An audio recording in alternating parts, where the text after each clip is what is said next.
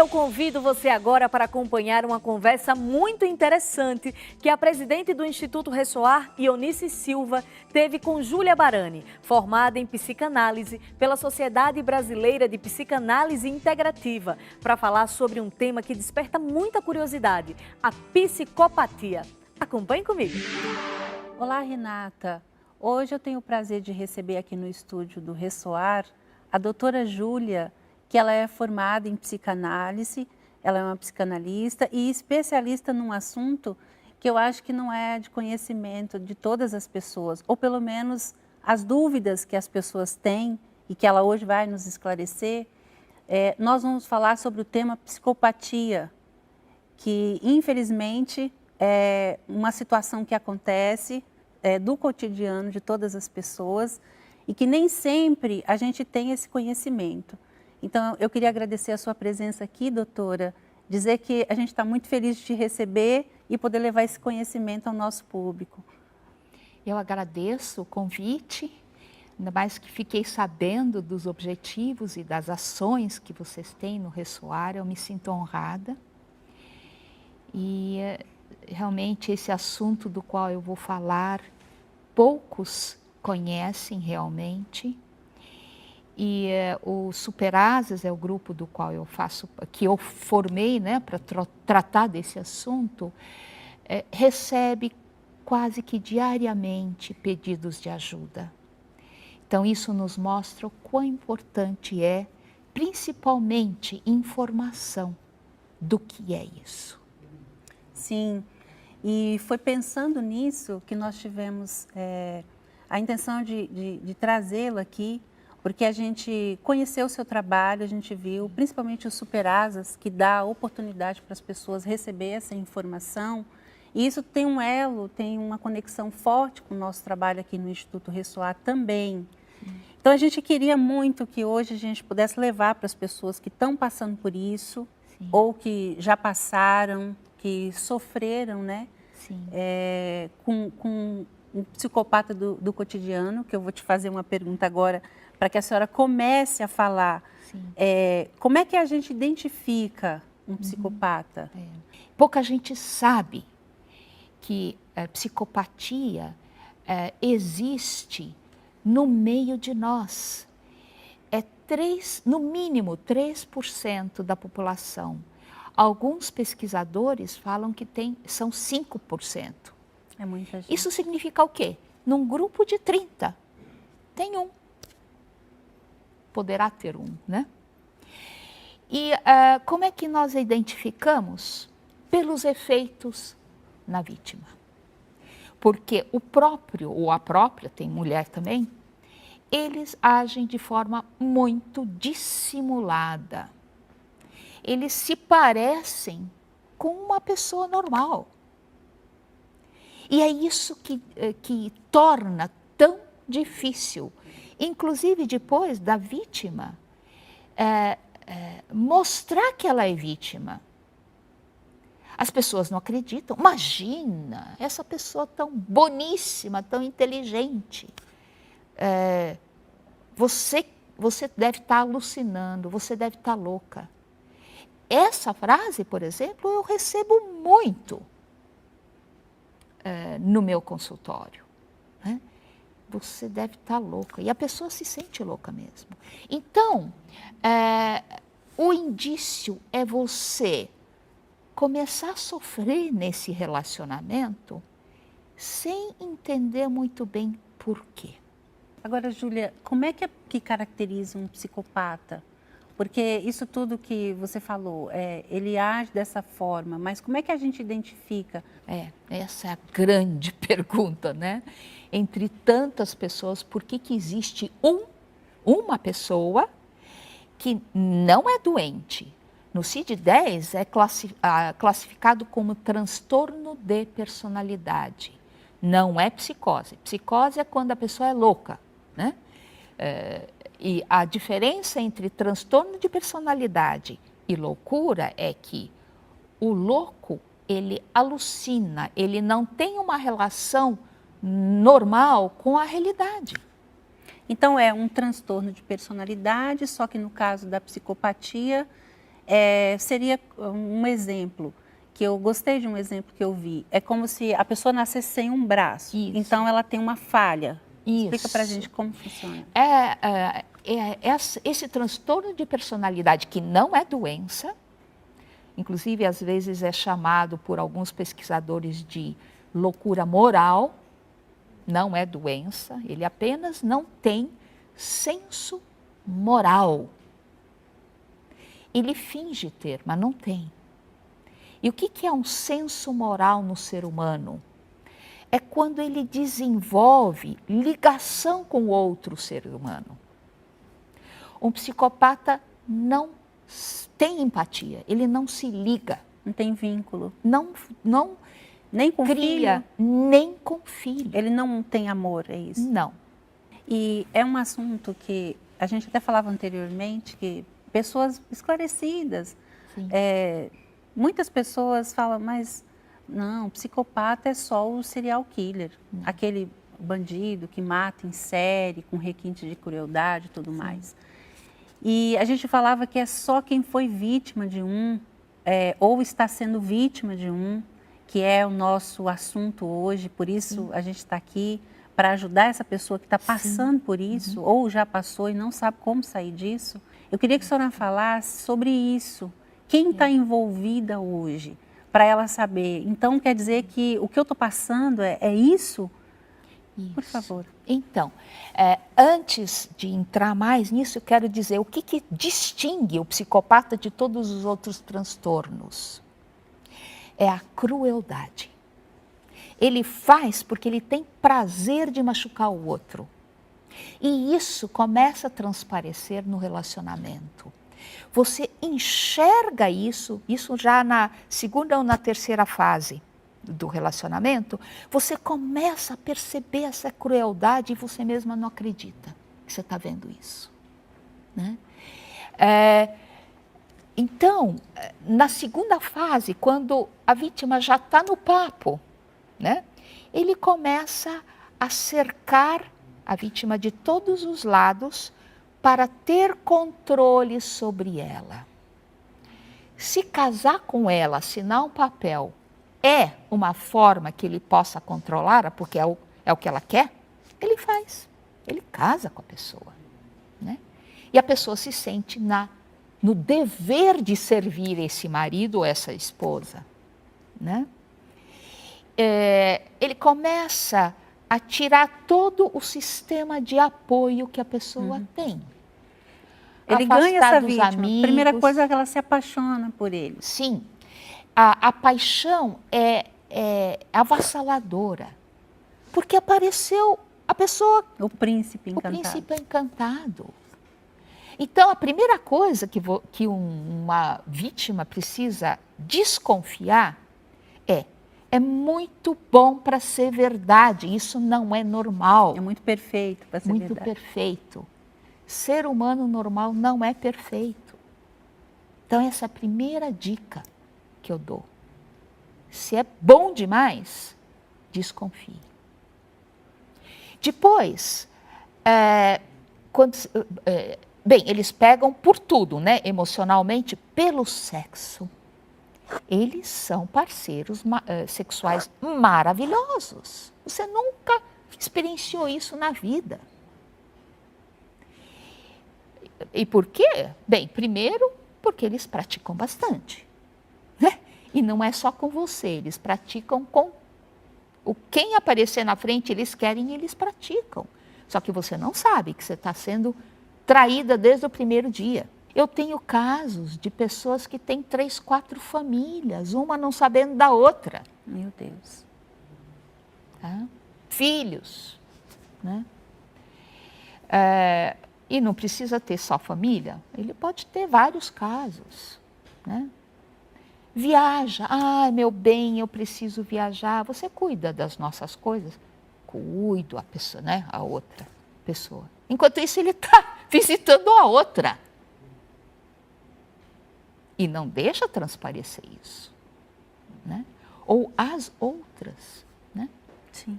Eu já eu já ouvi essa história várias vezes no meu consultório. Né? Então, e a pessoa que ficou sim, cuido, a pessoa se dedica, né? E aí começam os maus tratos.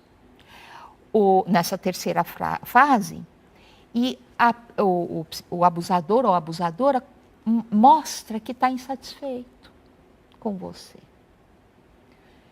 E você quer aquele homem que conheceu no início de volta, né? Então, se esmera, e se esmera, e se esmera, e faz a comidinha gostosa dele, e faz isso, e faz aquilo, e ele nunca está satisfeito. E você começa a se sentir culpada. Você começa a duvidar, inclusive, da sua própria sanidade, porque nessa terceira fase, eles começam jogos psicológicos. Por exemplo, te deixa uma pista de uma traição, aí você pega a pista, por exemplo, um recado no celular, você confronta o abusador com essa pista e ele diz: você está inventando coisas, isso não existe. É o jogo psicológico que eles fazem. E você começa, e aí ele te trata bem de novo, como no início. Você diz: como que eu posso duvidar dessa pessoa? Mas depois, passa de novo esta fase e volta à fase dos maus tratos. Aí você começa a pensar: puxa, o que foi que eu fiz de errado? Porque um ser humano normal se analisa. Sim. Né? E quer melhorar. Se o outro está infeliz, provavelmente eu fiz alguma coisa errada. Sim. E quando se trata, por exemplo, de... Por exemplo, é um casal e tem filho. Sim. Como que você lida com isso? Porque você não vai poder, por exemplo, desaparecer da vida dessa pessoa, porque tem um filho. Como que a pessoa tem que fazer? Porque me parece que quando ela descobre isso, ela tem que procurar ajuda. A senhora vai falar isso daqui a pouco. Isso. Mas tem um filho no caminho, tem uma criança ali. Que a criança não entende. Se a mulher não entende muito bem, imagina a criança, né? Também não entendo. Porque eles deixam as crianças e vão embora, eles não têm empatia com o Não. filho também, né? O pior de tudo é que, em geral, eles usam os filhos para continuar atormentando o parceiro ou a parceira. Tá? Porque não tem ligação com o filho, né? Então, se o juiz, o advogado, não souber com quem que eles estão lidando, eles são capazes de até dar a guarda para o abusador. Isso é terrível. Porque eles são tão sedutores, né? Pois é. E o que eles fazem numa corte, numa disputa de guarda, por exemplo? Eles atormentam tanto a vítima que é ela que parece a desequilibrada. Eu cansei de ver isso em processos judiciais. Eu queria que a senhora falasse, até para esclarecer, a pessoa desenvolve a psicopatia, ela já nasce com ela? Desde criancinha isso já se manifesta? Desde criança isso se manifesta. Esse mau funcionamento do cérebro é de nascença. A não ser que a pessoa sofra um acidente e lhe seja lesada esta região. Isso aconteceu na história já, né? Phineas Cage, por exemplo, é um caso famoso. Ele sobreviveu a uma barra de ferro que entrou nessa região da cabeça dele e lesou o córtex pré-frontal. Né? E ele foi estudado porque a personalidade dele mudou totalmente depois da lesão. Ele virou um psicopata. Ele deixou de ser uma pessoa empática, solidária, que sente compaixão, E tudo aí ele isso, mudou. né? Então, é por isso que começaram a estudar cérebro de psicopata. Puxa, se isso aconteceu com ele, como é que é o cérebro dos outros psicopatas, né? E acabaram estudando psicopatas serial killers, porque os outros estão entre nós, né? E a gente só sabe da existência deles pelo efeito na vítima. Eles não vão procurar ajuda porque eles se acham... O que é muito importante a gente bons. esclarecer que é assim, a primeira reação da pessoa é ter raiva Sim. e sofrer. Sim. Então, um primeiro passo, a senhora acredita que para a pessoa sair desse estágio, é ela entender que essa pessoa é portadora dessa deformidade, vamos dizer assim? Isso. Nós precisamos informar, resgatar as vítimas e treinar profissionais. Esses são os 3 objetivos do Superasas, né? A vítima precisa reconhecer que ela está numa situação abusiva assim. Ela tem que ter a consciência. E por isso que nós informamos. Ela precisa se perdoar por ter caído nessa armadilha. Porque enquanto você se sente culpada e com raiva, você não consegue reconstruir sua vida. E é possível reconstruir sua vida. Por mais que neste momento pareça que esteja tudo perdido. Por favor, não percam a esperança. Porque isso aconteceu por alguma razão. E se você passou por isso, e você for capaz de reconstruir sua vida, você será um multiplicador dessa consciência. Porque só quem passou sabe realmente. Esse trabalho é muito importante. Então, não pense só em você. Pense em todas as outras pessoas que você pode ajudar. Porque você passou pela essa experiência e sabe o que é isso. Que foi e o seu caso mostra também, né, que doutora? é possível reconstruir a sua vida. Você teve uma experiência que a gente comentou. Sim. E eu acho isso fundamental, a gente usar a nossa dor até para poder levantar e ajudar outras pessoas. Isso. Eu queria te parabenizar pelo trabalho, eu sou sua fã, eu já leio os seus artigos, eu já, inclusive, fui ajudada também, porque eu também tive uma experiência. Sim. Depois disso, eu encontrei muitas outras pessoas. Aqui no Instituto Ressoar, a gente tem um trabalho também focado em mulheres e nós também já tivemos a oportunidade de ajudar. E a sua plataforma está à disposição para ajudar essas pessoas. Isso. Eu queria que você falasse dela. Sim. Eu queria que você falasse também de um livro que eu acho incrível, que além do seu trabalho maravilhoso, você também é uma autora. E aqui você coloca informações valiosas também, porque eu acho que a gente tem que esclarecer. O tempo foi curto, né? Mas eu acho que deu para a gente dar uma pincelada. Sim. Eu queria que a senhora voltasse mais vezes. Volto. Mas, por favor, fale da plataforma e do livro. O Superasas tem um site, né? Superasas, www.psicopatasentrenós.com.br. Nós temos uma página no Facebook, Superasas, tem um canal no YouTube e tem o Instagram. E o livro foi escrito exatamente para atender as pessoas, porque, sabe... mal disfarçado de bem. É um manual.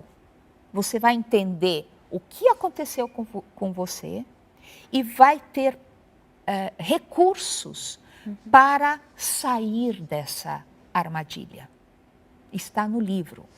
E nós também fazemos workshops, eu dou muitas palestras no YouTube, né, para esclarecimento. Então, a melhor coisa é você se informar. Quanto mais você souber, mais você vai ter recursos de se reconstruir. Sim, né? E é sempre tempo de recomeçar, né, doutora? Sim, sempre, sempre. Não importa, você pode estar com 80 anos. Pense nos outros, não só em você. Sim. Muito obrigada por sua presença, por sua entrevista, foi esclarecedora. Eu espero que a partir de agora a gente fique mais atento, não para julgar, Não deu tempo de falar isso aqui, mas como agir quando você souber que tem alguém do seu lado, que você trabalha com essa pessoa. Eu acho que resistir, brigar, discutir, são muitas outras informações, mas eu acho que lá na plataforma e aqui no livro também a pessoa vai ter mais informações, né, doutora? Isso. É muito importante a informação, muito importante. E os passos para sair estão aí dentro do livro. Doutora Júlia, eu queria agradecer a sua presença aqui. A senhora trouxe informações que eu tenho certeza que vai salvar vidas. Eu acho que hoje a gente conseguiu falar, não falamos tudo, porque é um assunto muito extenso, mas eu acho que aqui no livro tem todas as informações, na plataforma também. Eu acredito que a senhora e as pessoas que trabalham com a senhora estão à disposição para receber, ouvir essas pessoas, esclarecer mais. Nós estamos muito felizes com sua presença, muito obrigada e eu espero que a senhora volte mais vezes. Eu agradeço o convite. Vamos espalhar essas notícias todas para que as pessoas fiquem alertas. Sim, muito obrigada. Muito obrigada, Eunice. Que interessante abordar esse assunto de maneira tão clara, né? E esclarecer algumas das muitas dúvidas que todos nós temos, não é mesmo?